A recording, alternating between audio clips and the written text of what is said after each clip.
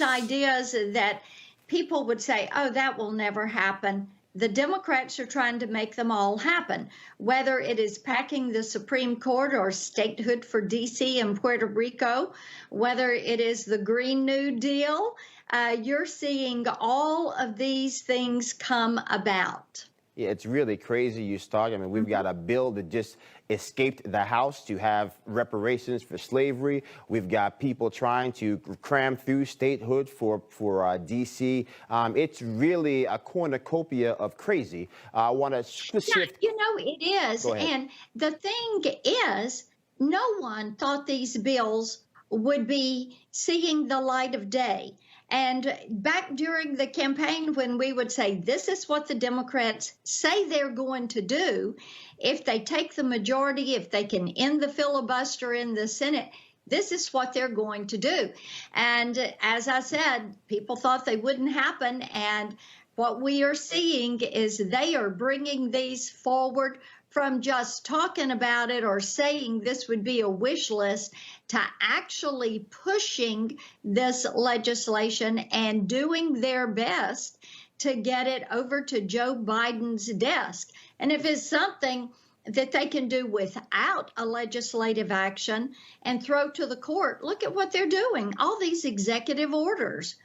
100%. I think when you look at that, you look at the comparison on a mile-by-mile basis, whether we're talking about trying to build high-speed rail, whether we're talking about fixing our roads and our tunnels and our bridges, in comparison to places like Europe, in comparison to many places around the world, the inflation in costs prevents us from innovating in the way we know we need to compete. You want to talk about the place where all of this really manifests, you go down to the border. We have a crisis. You've spoken about this a lot in the days and early days of this Biden administration, how we've gone from a humanitarian crisis to an actual national disaster on that border. 3 times as many children in those cages that were built by the Obama administration. We've seen a influx in individuals crossing the border, going from 30,000 and change in February of 2019 to over 100,000 that same time frame in 2021. You know, how do we make sure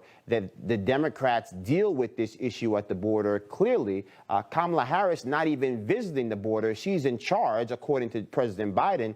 And we remember concretely when President Trump put Vice President Pence in front of COVID relief, the whole world acted like the walls of Jericho were going to come tumbling down. Well, you are so precisely correct. How can she address the issue? If I were her, I would be at that border. I would visit every one of these border states. And then I would get around the country and talk to some local elected officials and sheriffs and healthcare workers who are seeing the impact of all those drugs coming across that border on their city streets and in their hospitals. They are seeing the sex trafficking and the human trafficking and the impact of the gangs. And then she should go to these Northern Triangle countries and say, this is a problem. We know you do not want to be under the thumb of the communists. You don't want to be under the thumb of these cartels. How can we best help you to stop this? Because you know these countries want to keep their bright, young, hardworking people in their country to help build a better country. And these are things that she should be vigorous in her work to address these issues. It is such a tragedy on the border when you see the women and the children that are coming over. They have been abused or sexually assaulted as they have made these trips. Young girls having to be given pregnancy tests because they have been raped as they have made this journey.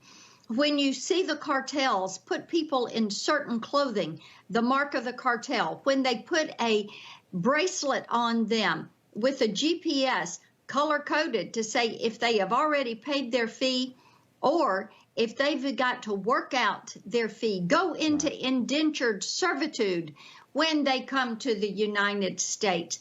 This is a humanitarian crisis. It is a national security crisis because we have had people from 55 different countries apprehended at the border.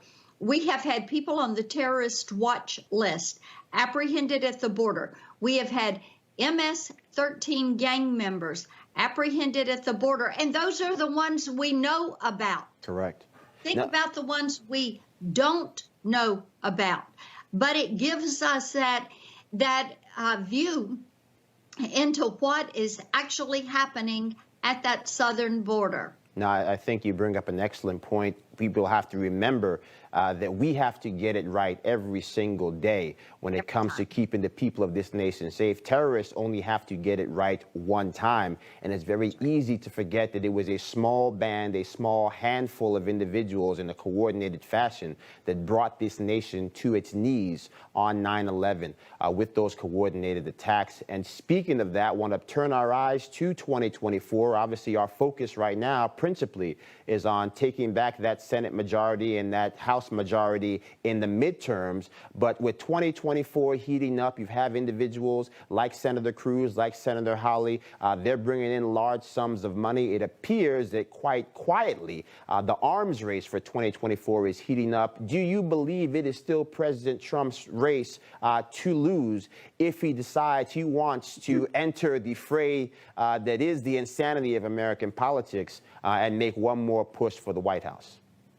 You know, I've had the opportunity to talk with President Trump, and I love the fact that he is in good spirits, and I'm working every day to help preserve that Trump legacy, those 2017 tax cuts, preserving our courts, our federal courts as they are constituted, and the good judges we put on there. I think President Trump is focused on making certain that the House and the Senate retain or take back our majorities in 2022. I think he is focused on these gubernatorial races and these state legislatures that are going to be up in 2022. And after that, I think that we will hear more from him about